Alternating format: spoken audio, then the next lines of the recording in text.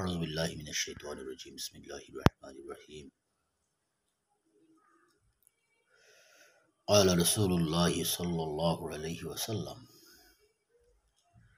طالب العلم فريدة على كل مسلم أو كما قال عليه الصلاة والسلام اللهم صل على سيدنا محمد وعلى آل سيدنا محمد كما صليت على إبراهيم وعلى آل إبراهيم وعلى آل إبراهيم إنك حميد مجيد اللهم بارك على سيدنا محمد وعلى آل سيدنا محمد كما باركت على سيدنا إبراهيم وعلى آل سيدنا إبراهيم إنك حميد مجيد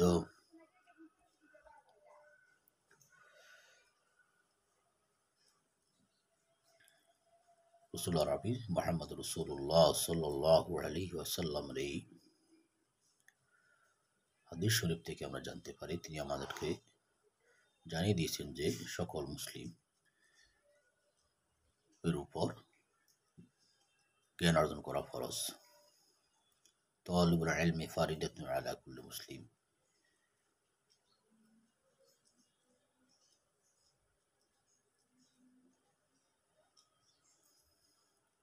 আল্লাহ রাব্বুল আলামিন তার কালাম পাকের মধ্যে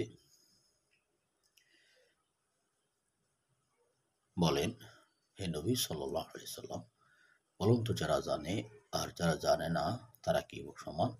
মোটেও নয়। যারা শিক্ষিত আর যারা শিক্ষিত নয় তথা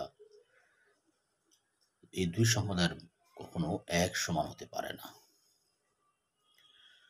রাসূল আরবি সাল্লাল্লাহু আলাইহি ওয়াসাল্লাম ইরশাদ ফরমান, ইলম তথা জ্ঞান অনুসরণ করা প্রতিটি মুসলমানের উপর ফরজ, চাই সে পুরুষ অথবা পুরুষ হোক কিংবা নারী। আল্লাহু আকবার। এখন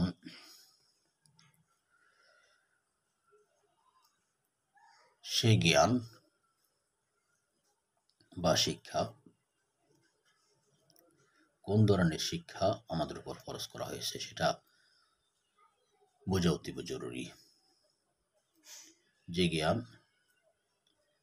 মহান আল্লাহ রাব্বুল আলামিনের থেকে সরাসরি নবী রাসূলদের জিবরাইলের ভায়া হয়ে নবী রাসূলদের নিকট আল্লাহ রাব্বুল আলামিন পাঠিয়েছেন তথা ইলমে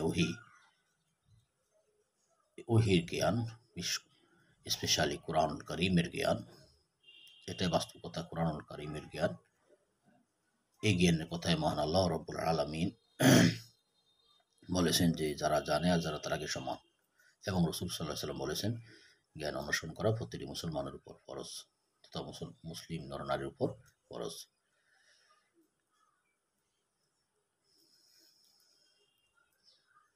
এখন আমরা জানবো আসলে শিক্ষা জাতির মেরুদণ্ড। আমরা একটা কথা শুনি, আসলে কোন শিক্ষা জাতির মেরুদণ্ড এ সম্পর্কে সংক্ষিপ্ত পরিসরে আলোচনা করা হবে। আমরা বিভিন্ন বই পুস্তকে দেখেছি শিক্ষা জাতির মেরুদণ্ড, কথাটি একেবারে ধ্রুব সত্য। আমাদের মেরুদণ্ড না থাকলে আমরা যেমনি করে দাঁড়াতে পারতাম না, তেমনি শিক্ষা না থাকলে জাতি দাঁড়াতে পারে না। অশিক্ষিত জাতি মেরুদণ্ডহীন আর শিক্ষিত জাতি মেরুদণ্ডওয়ালা। শিক্ষার উসিলায় জাতির অস্তিত্ব টিকে থাকে। শিক্ষা না থাকলে জাতির অস্তিত্ব আস্তে আস্তে মিটে যায়। শিক্ষা এমন এক মহামূল্যবান সম্পদ যার কোনো তুলনা নেই। তাই তো হযরত আলী মুর্তজা রাদিয়াল্লাহু তাআলা আনহু হিজরি 23 থেকে 40 এ সময় তিনি বলে গেছেন, এই কথা বলে যে আল্লাহ পাকের শুকরিয়া আদায় করেছেন, আল্লাহ পাকের বন্টনের উপর আমরা সন্তুষ্ট। তিনি আমাদের ভাগে রেখেছেন বিদ্যা আর দুশমনদের ভাগে রেখেছেন সম্পদ। উক্ত বন্টনের উপর এত সন্তুষ্ট ও খুশি হওয়ার কারণ কি? এর কারণ হযরত আলী মুর্তজা রাদিয়াল্লাহু তাআলা আনহু নিজেই বর্ণনা করেছেন যে, কেননা অদূর ভবিষ্যতে সম্পদ শেষ ও ধ্বংস হয়ে যাবে, পক্ষান্তরে বিদ্যা সবসময় বিদ্যমান থাকবে, দূর হবে না। কারণ এই জ্ঞান ইলমে ওহী সরাসরি মহান আল্লাহ রাব্বুল আলামিনের কুদরতের হাত থেকে নির্গত।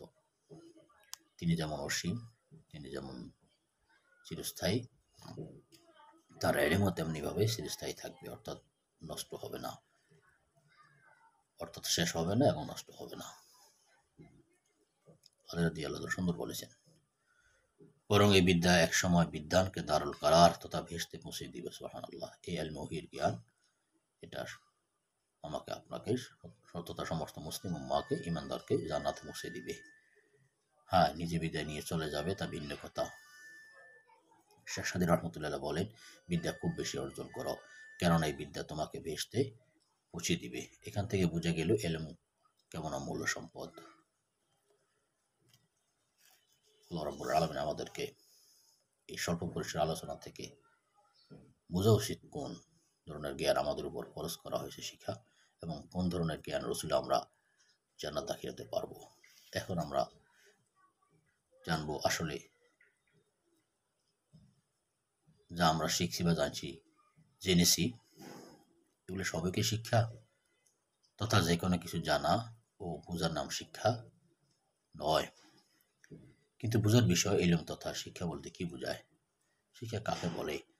আমরা সাধারণত এমন করে থাকি যে কোনো কিছু জানা এবং বোঝার নামই শিক্ষা।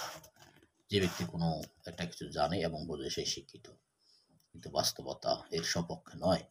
সবকিছু জানার নাম আর সবকিছু বোঝার নাম শিক্ষা নয়। যদি তাই হয়, তাহলে চোর চুরির পূর্বে জেনে নেয় কিভাবে চুরি করলে সে ধরা পড়বে না। সন্ত্রাসের আগে ট্রেনিং নিয়ে নেয় কিভাবে সন্ত্রাসী করলে সে অ্যারেস্ট হবে না। ডাকাতির পূর্বে জেনে নেয় কিভাবে ডাকাতি করলে সে খুন হবে না, অন্যকে খুন করে মাল লুণ্ঠন করতে পারবে। এগুলি জানা কি জাতির মেরুদণ্ড? না, বরং জাতির মেরুদণ্ডকে ভেঙে দেয়। বোঝা গেল সবকিছু জানার নাম শিক্ষা নয়। শিক্ষা কিসের নাম? শিক্ষা ওই জানা এবং বোঝার নাম যা একমাত্র মানুষের বৈশিষ্ট্য, অন্য কোনো জীবজন্তুর বৈশিষ্ট্য নয়। সবকিছু জানার নাম আর সবকিছু বোঝার নাম যদি শিক্ষা হতো, তাহলে বলতে হবে মুরগি আমাদের চেয়ে আরো বড় শিক্ষিত, মধু পোকা আমাদের চেয়ে আরো বড় শিক্ষিত, বাবুই পাখি আমাদের চেয়ে আরো বড় শিক্ষিত, ইঁদুর আমাদের চেয়ে আরো বড় শিক্ষিত, ওই পোকা আমাদের চেয়ে আরো বড় শিক্ষিত। প্রশ্ন হতে পারে, তা আবার কিভাবে? মুরগির আশ্চর্য কর্ম দেখুন। মুরগি যখন বাচ্চা ফোটানোর সময় ডিমে তাও দেয়, আপনি তখন ওই ডিমগুলোর উপর কলম দিয়ে 1, 2, 3 লিখে সিরিয়াল অনুযায়ী ডিমগুলো মুরগির নিচে রাখুন। এরপর আগামীকালে সেই ডিমগুলোকে দেখুন, দেখবেন যে আপনার সিরিয়াল ঠিক থাকেনি, সিরিয়াল উলটপালট হয়ে গেছে। কে করলো এই উলটপালট? মুরগি নিজেই করলো। কেন করলো? মুরগি এই কথা ভালো করে বুঝে যে আমার দেহের তাপের কারণে ডিমে বাচ্চা আসে। যে ডিমগুলি আমার বুকের নিচে আছে সেগুলোর মধ্যে তাপ বেশি লাগছে, আর যেগুলো আমার পাশে আছে সেগুলোর তাপ কম লাগছে। যদি মালিকের সিরিয়ালে ঠিক রাখতে যাই, তাহলে আমার বুকের নিচের ডিমগুলোতে বাচ্চা আগেই আসবে, যেহেতু তাপ বেশি লাগছে। আর পাশের ডিমগুলোতে হয়তো বাচ্চা পরে আসবে, অথবা আসবে না, পচে যাবে। যেহেতু এগুলিতে তাপ কম লাগছে, পচে গেলে তো অনেক ক্ষতি, আর পরে আসলে মুরগির জন্য মহা সমস্যা। কেননা যদি এমনভাবে আগ পাস করে বাচ্চা আসে, তাহলে যে ডিমগুলোর বাচ্চা আসে আগে চলে আসলো বাচ্চাগুলোর দাবি হবে আমাদের মুরগির মা আমাদেরকে নিয়ে বাইরে ঘুরুক এবং আমাদের খাওয়ার ব্যবস্থা করুক। আর যে ডিমগুলোতে বাচ্চা আসেনি, সেগুলো দাবি হবে মুরগি আমাদেরকে বুকের নিচে নিয়ে বসে তাও থাকুক। এখন মুরগি কেমন সমস্যা পড়বে? বাচ্চা নিয়ে ঘুরবে, না যে ডিমগুলোর মধ্যে এখনো বাচ্চা আসেনি ওগুলোকে তাও দিবে? বাচ্চা নিয়ে ঘুরলে তাও বিহীন অবস্থায় ডিমগুলোকে নষ্ট হয়ে যাবে, আর তাও দিতে গেলে বাকি বাচ্চাগুলো কাকসিলের পেটে যাবে, আর তাও দিতে গেলে বাকি বাচ্চাগুলো ফলে মহা সমস্যা পড়বে মুরগি। অতএব উক্ত সমস্যা দূর করার জন্য মুরগি বেচারি বুকের নিচে ডিমগুলোকে পাশে নেয়, আর পাশের ডিমগুলোকে বুকের নিচে আনে। এভাবে উলটপালট করতে থাকে। কোনো ডিম কি পরিমাণ তাপ লেগেছে সেটা বুঝে এই হিসাবে উলটপালট করে। অথচ আমাদের দেহের তাপমাত্রা বোঝার জন্য আমরা থার্মোমিটার ব্যবহার করে থাকি। এমনিতেই বোঝা যায় না যে তাপমাত্রা এখন কত ডিগ্রি, থার্মোমিটার ব্যবহার করার পর বুঝি। কিন্তু মুরগি কি করে বুঝলো কোন ডিমে কি পরিমাণ তাপ রয়েছে? আল্লাহ আমাদেরকে সহি জ্ঞান সহি বুঝ দান করুন। আসসালামু আলাইকুম ওয়া রাহমাতুল্লাহ।